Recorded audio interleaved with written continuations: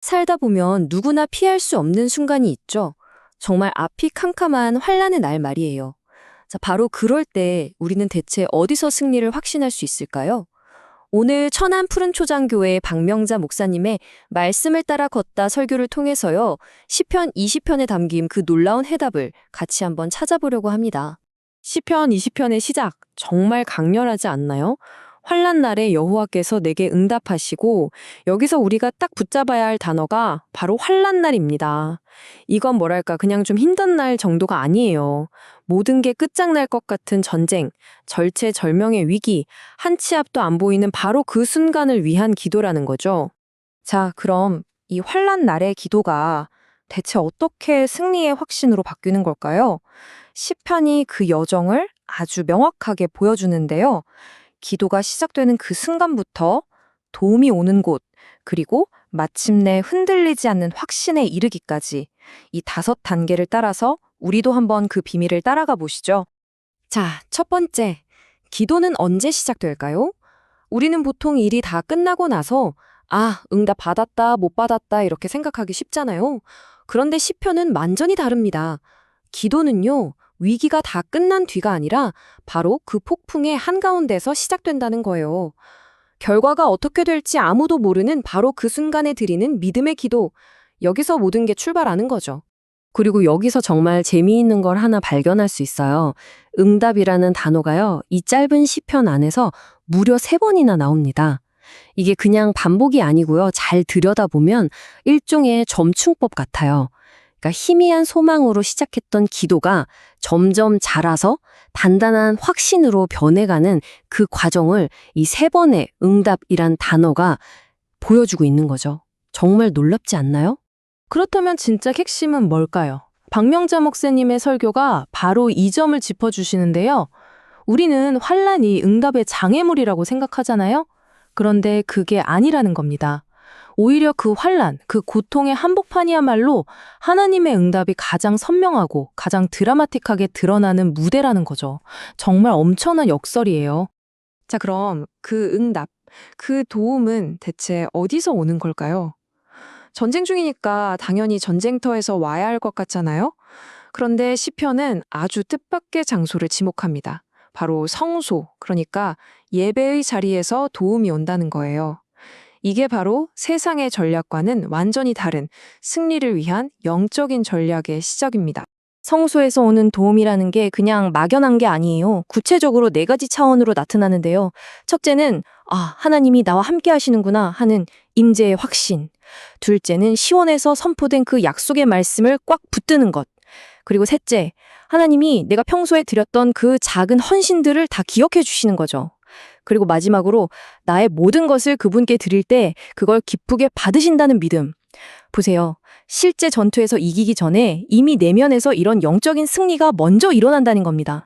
자, 그리고 바로 이 지점에서 시편 전체의 분위기가 뭐랄까 확 바뀝니다.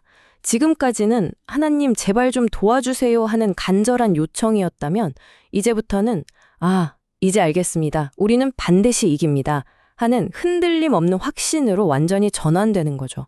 정말 드라마틱한 터닝 포인트예요. 아니, 근데 어떻게 이럴 수가 있죠? 방금 전까지 불안에 떨며 기도하던 사람이 어떻게 갑자기 이렇게 확신에 찰 수 있을까요?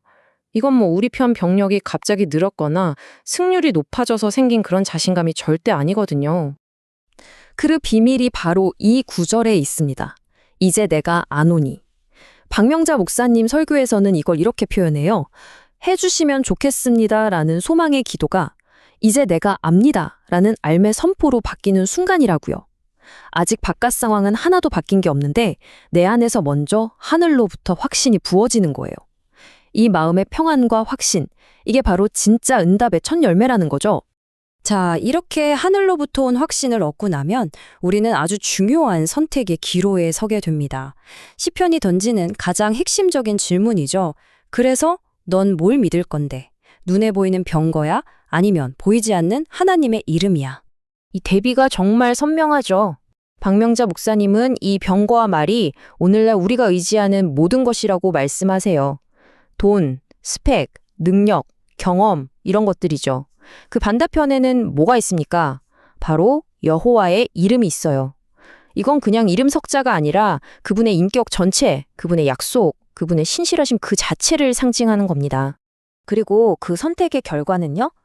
아주 명확합니다. 그들은 비틀거리며 엎드러지고 우리는 일어나 바로 서도다. 세상의 힘을 의지한 사람들은 결국 쓰러진다는 거예요. 하지만 우리는요? 우리는 넘어져도 다시 일어나 바로 선다는 겁니다. 여기서 중요한 건 한 번도 안 넘어지는 게 아니에요. 넘어져도 다시 일어설 수 있는 힘, 그 회복력이 어디서 오느냐가 진짜 승리의 관건이라는 거죠. 자, 이제 거의 다 왔습니다.